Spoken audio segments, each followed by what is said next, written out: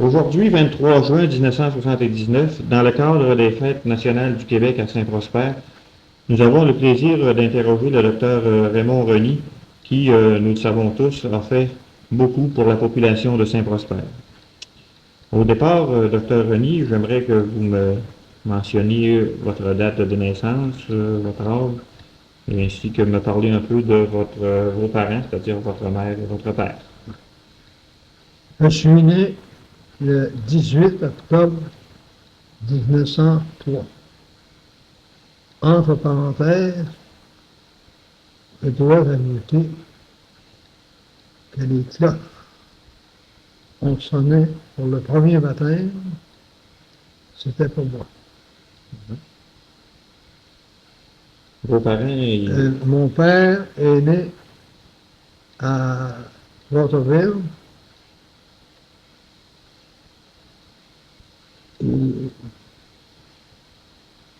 son prénom, c'était Johnny. Johnny. Mon père, Johnny Renier, est né à Waterville. Son père, mon grand-père,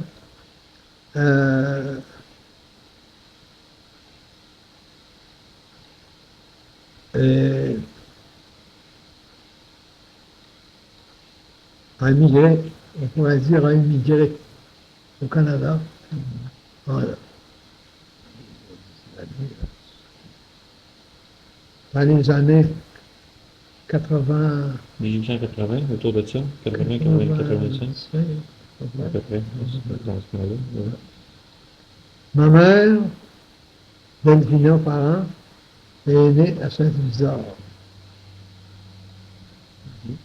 Vous étiez une nombreuse famille chez vous, docteur? Chez moi, on est 12, nous étions 12 vivants. 12 vivants. OK. Et vous vous situez où là-dedans? Vous êtes...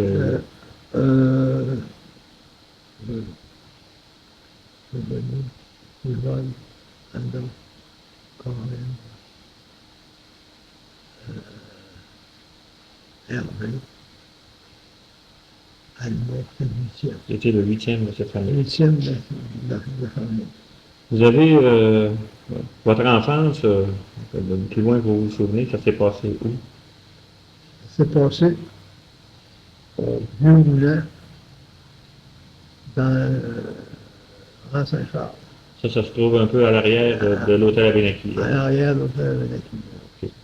Le petit chemin qui descend. Okay, où il y a un club de motards aujourd'hui, au bout de ça. Okay. C'était un moulin où on faisait tout. Le assis, le nez le bois, le faisait le siège, le plein air, ciel Bordeaux, et l'automne, c'était le moule, la farine, le blé, sarrasin, l'or et la moulie pour les animaux. Les animaux. Ça, c'était pas loin de la route qui descendait à Saint-Georges, en fait. Oui. C'est jamais partir jusqu'à Fermant. De travers, le long de la rivière. Oui, le long de la rivière Abénaquis. Le long de la rivière Abénaquis. OK. Là, vous avez débuté vos études. J'aimerais ça que vous m'en disiez un petit mot là-dessus. Oui. J'ai débuté mes études à l'âge d'étudiant au 4 chemins, à l'école du 4 chemins. Je dois, permettez-moi d'ajouter à ce sujet que ma meilleure institutrice,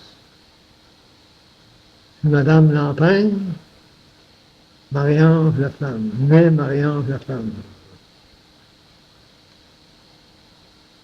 Elle vous enseignait Et qui j'ai gardé un très bon souvenir. M'a enseigné pendant 3 ou 4 ans. OK. Et par la suite... À la suite, j'ai étudié 2 ans chez Mme Étienne Laflamme. En 1920, je suis entré au collège Lévis,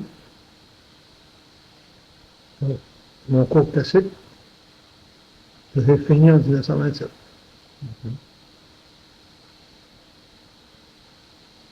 À l'automne 27, je suis entré à l'Université Laval en médecine. J'ai dû laisser pendant 3 ans à cause d'une maladie.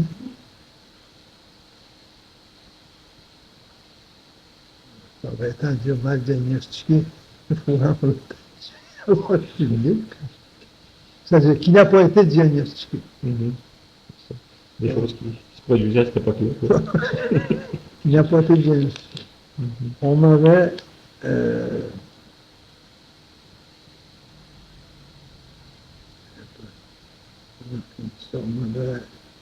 Diagnostiqué, oui. Décompté. Le diagnostic avait été fait sur une tuberculose rénale. Je n'ai jamais fait de tuberculose rénale de ma vie. J'ai 75 ans, je suis encore bien vivant, et je travaille encore. Je pense que la population peut s'en rendre compte à tous les jours. C'est à la suite de ça, là, à la suite de la poursuite de vos études, en fait, vous avez complété, vous avez eu votre médecine, Mon votre doctorat doctorat en 1935. en 1935. Par la suite, vous êtes revenu à Saint-Prosper. Et là, vous avez travaillé avec J'ai votre travaillé futur avec, beau-frère, le docteur Côté. j'ai travaillé avec le docteur Côté pendant 4 ans. Euh, En 1937, j'ai courtisé Marguerite Côté, sa fille, que j'ai mariée en 1938. 10 août 38. Pourriez-vous nous parler du docteur Côté, justement? Quelle sorte d'homme oui. c'était, ça? Vous l'avez connu intimement? Le docteur Côté était un bon médecin d'une capacité un peu extraordinaire, qui n'avait pas peur du froid et qui n'avait pas peur de se rendre malade. Il n'a pas eu l'avantage de se faire transporter en autoneige. Il a fait sa médecine toujours avec les chevaux. Elle lui en prenait trop. Il a travaillé seul pour 4 paroisses pendant 30 ans. Il est décédé en 1939 de cancer du repas. Vous avez eu l'occasion de travailler un peu avec le docteur Côté? Oui, j'ai eu Combien d'années vous l'occasion avez de travailler avec lui. Chaque fois que j'avais besoin de consultation, c'était un plaisir pour moi de le demander.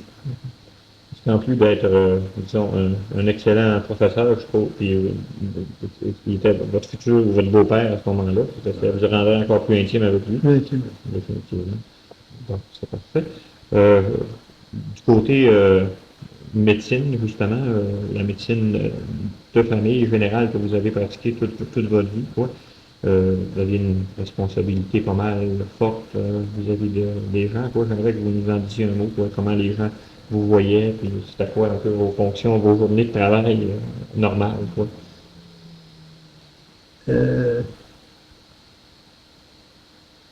Lorsque je suis tombé seul, après la mort de Dr. Côté,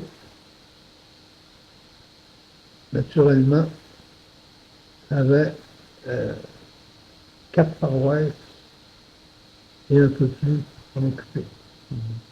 Saint-Prosper, d'abord, toute Saint-Majoran, toute Saint-Aurélie, Saint-Louis, une partie de Saint-Zacharie, jusqu'à ce que le docteur Robitaille arrive à Saint-Zacharie.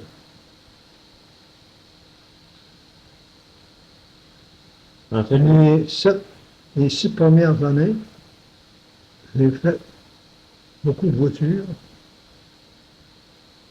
à traction annuelle. ce qui était pour moi très dur parce que je n'avais pas une santé très, n'était pas très robuste dans le temps. Mais en 1941, j'ai fait l'acquisition d'un automobile,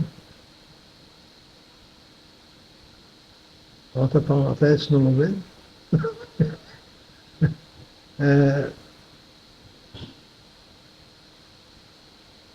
Que j'ai gardé 5 ans. Et en l'automne 46, j'ai eu l'avantage, j'ai été capable d'avoir un bombardier. C'était beaucoup plus confortable et c'était une voiture qui passait partout. Là. Il n'y avait pas de tempête, il n'y avait pas de rien qui pouvait nous empêcher de passer. En 51, lorsque l'hôpital de Saint-Georges a ouvert ses portes, il fallait se recycler pour pratiquer à l'hôpital. J'ai fait 3 mois et demi, on peut dire 4 mois, à l'Université de Paris, à l'hôpital Beaucourt. En 54, je suis retourné pour me recycler. Est-ce que j'ai spécifié en obstétrique? Non, c'est ça. Ça doit mentionner justement que c'était. Gynécologie et obstétrique. En 54, je suis retourné 4 mois.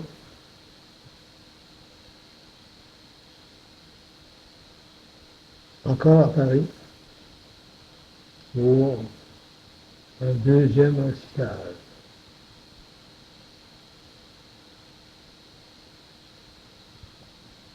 En 68,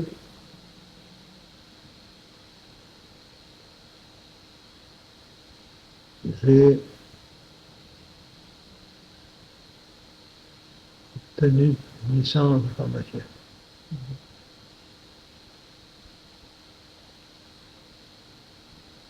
Vous avez eu, suite justement à vos études en gynécologie et en obstétrique, vous avez eu un nombre assez imposant d'accouchements à faire. J'aimerais ça que vous nous en disiez un petit mot là-dessus. On vous a rendu hommage ces derniers temps suite à vos travail. J'aimerais ça que vous nous mentionniez approximativement combien vous avez fait d'accouchements dans la région au cours de ces années. Dans la région, au cours de ces années, j'ai fait environ 4600. On avait déclaré 4200, mais les premières années, les accouchements n'étaient pas tous marqués. Le début de votre profession à Saint-Prosper, j'imagine que c'était pas comme c'est aujourd'hui. Vous en avez glissé un mot tout à l'heure sur les moyens de transport qui sont quand même pas les mêmes qu'en 1940 ou en 1930. Quoi. Maintenant, à cette époque-là, le médecin était vu comment? Je pense que vous avez une grosse responsabilité vis-à-vis de la À population. cette époque-là, le médecin était vu lorsque nous arrivions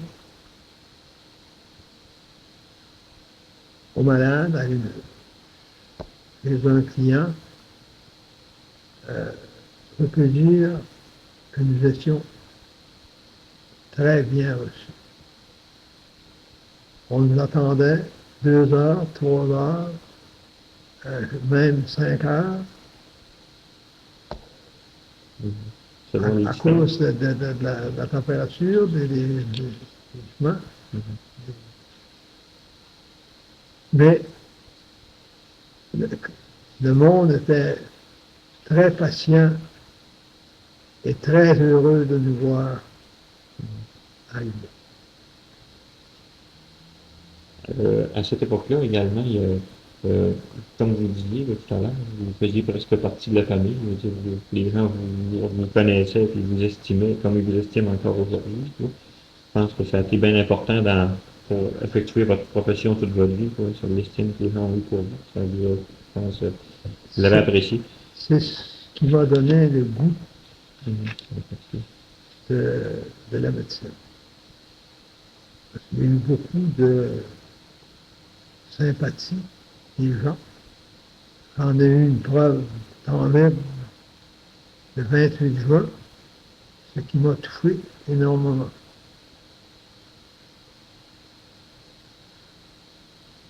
Pour changer dans un autre ordre d'idée, on n'a pas touché encore le domaine familial. J'aimerais que vous nous mentionniez, vous nous parliez un petit peu de votre femme, de vos enfants, quoi. D'abord, combien vous en avez eu. Puis, Permettez-moi de vous dire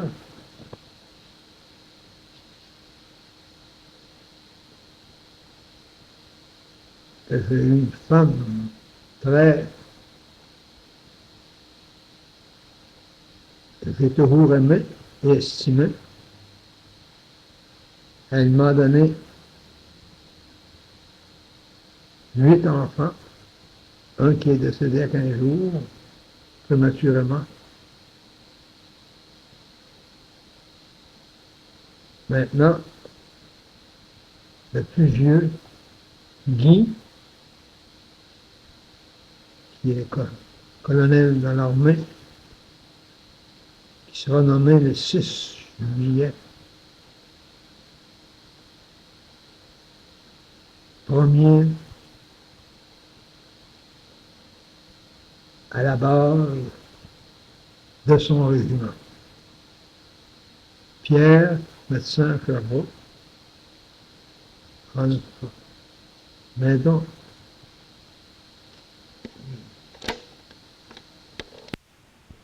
qui s'est marié en 1966, a eu un enfant en 1967, une fille, Caroline. le prénom de l'épouse de Guy, Ah, s'il vous plaît. Arlette. Arlette Merci. Langlois. Arlette Langlois. Est-ce que ça sent enregistré? Oui, toujours. Oui. C'est Tu veux vous aussi? tous les mots que vous dites. Continuez, vous êtes bien parti. OK. On était rendu à Pierre, je crois. Pierre est né le 10 juillet 1940.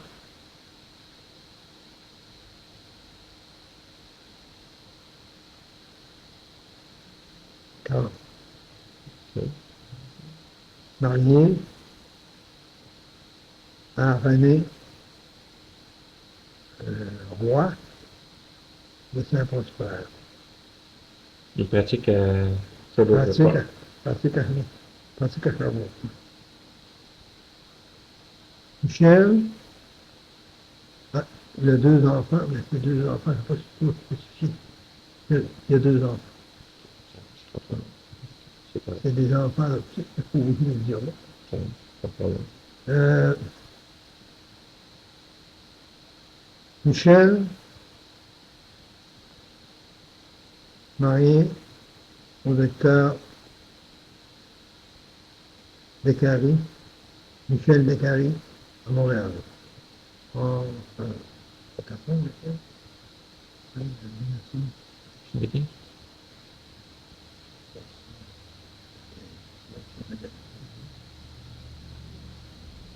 Charles,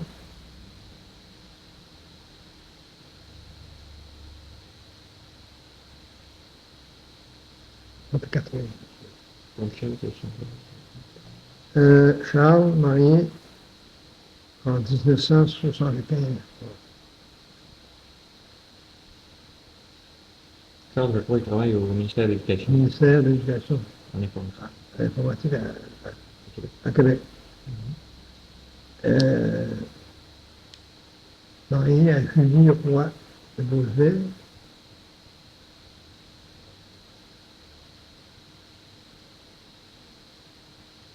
J'ai eu le plaisir d'avoir un petit-fils Simon Renaud.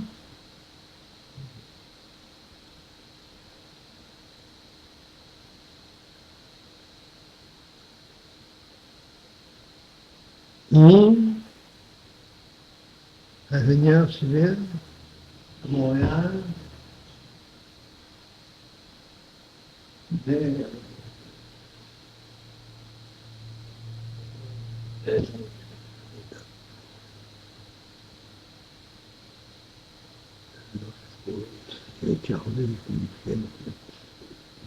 Il est quelle heure approximativement? Il doit avoir près de 30 ans. En ton temps, ça fait plus de 49. On va être 9 ans, 49. Ils vont sûrement nous pardonner ce petit peu. Et tu dis qu'il était ingénieur civil? C'est ça, ouais. Pour le ministère des Transports, je crois. Non, c'est vrai. La voirie.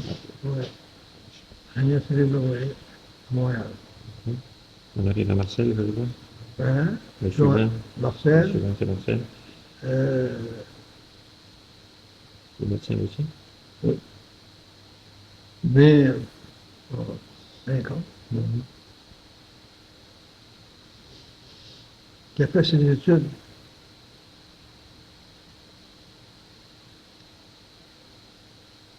au niveau primaire, ils n'en ont pas, ça fait trop long à donner. C'est ça, ouais. Études universitaires à Ottawa. 3 ans de biologie, 5 ans de médecine. Il pratique où maintenant, Vincent? Il pratique à Hall. Médecin à Hall.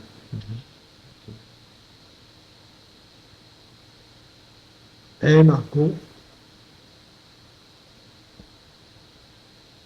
qui reste là. C'est une très très belle famille. Vous devez en être très fier, je crois. Hein? Vous devez en être très fier. Ben, je sais pas. Les résultats sont pas trop pires.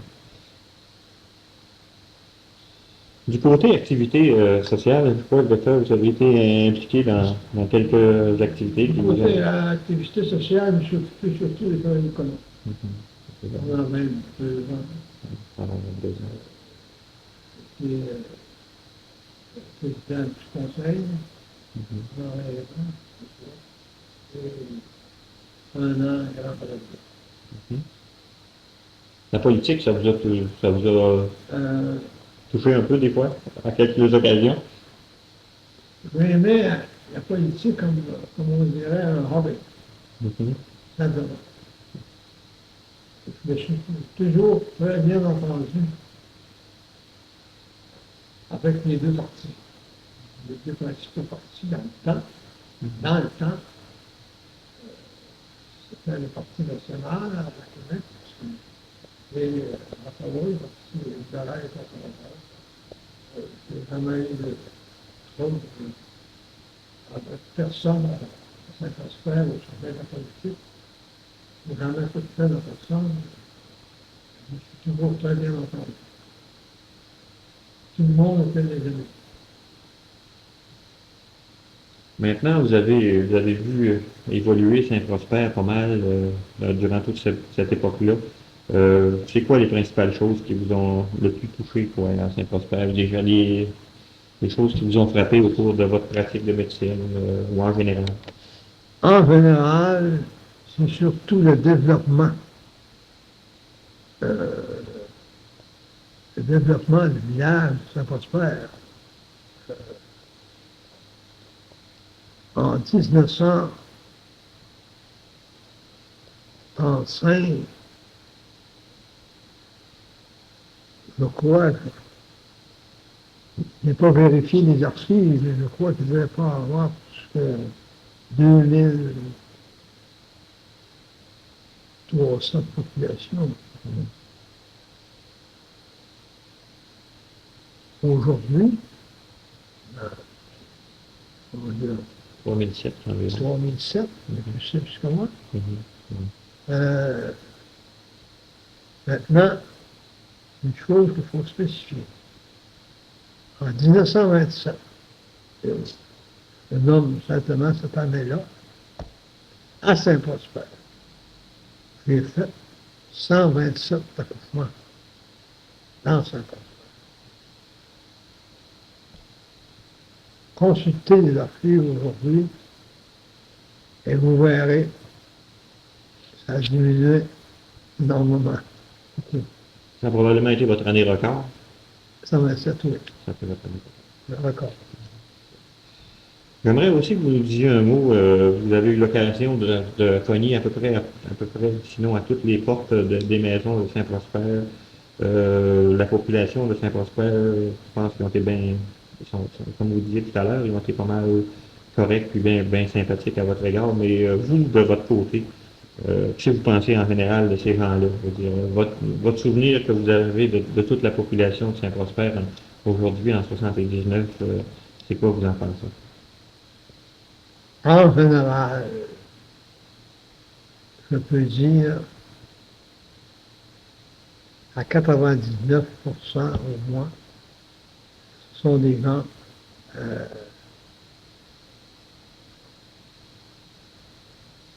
très sympathiques et surtout beaucoup de ces gens ont le cœur au ventre, ils veulent travailler. C'est ce que j'aime de ces gens-là. Je n'aime pas les paresseux.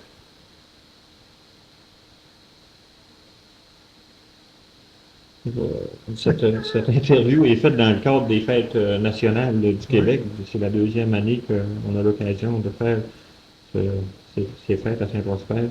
Euh, J'aimerais que vous nous disiez ce que vous en pensez de ça à l'occasion des fêtes de la Saint-Jean. Puis peut-être nous terminer ça par un message que vous pourriez peut-être laisser à la population en général de Saint-Prosper.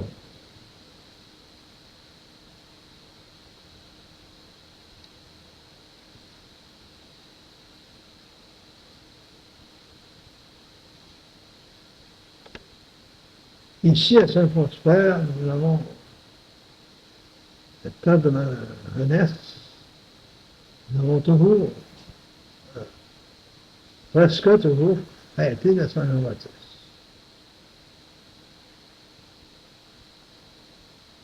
Et c'était un plaisir pour nous d'organiser les chorales d'Orec et pour faire. Même faire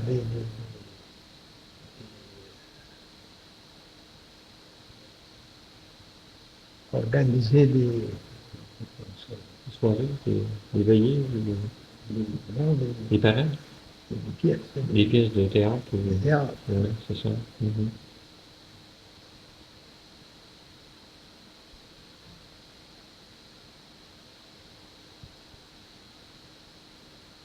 Maintenant, il faut considérer que la fête de Saint-Jean-Baptiste aujourd'hui est considérée comme la fête nationale.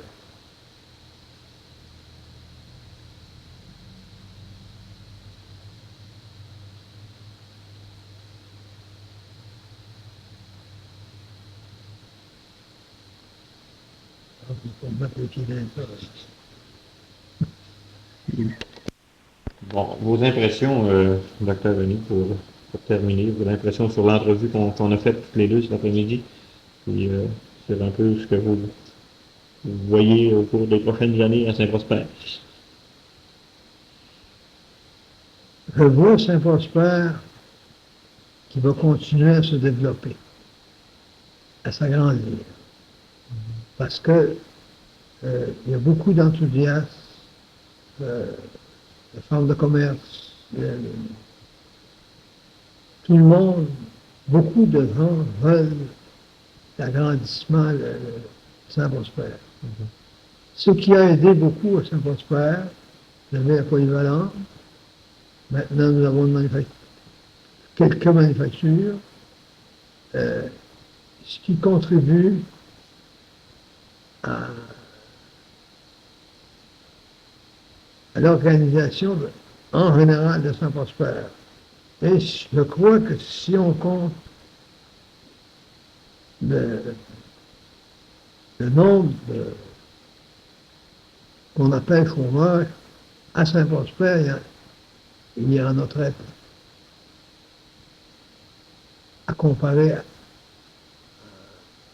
on peut se comparer aux gens de la Beauce, où chacun se donne la main pour faire évoluer Saint-Prosper. Je ne sais pas si... En terminant, au nom de l'organisation des fêtes, puis au nom de toute la population de Saint-Prosper, je voudrais vous remercier pour votre collaboration lors de cette entrevue. On est un peu pressé par le temps, puis on a chevauché d'un sujet à l'autre, mais je pense qu'on a touché les principaux points qui vous ont touché tout le long de votre carrière à Saint-Prosper. Puis, encore une fois, je vous dis merci beaucoup. Merci.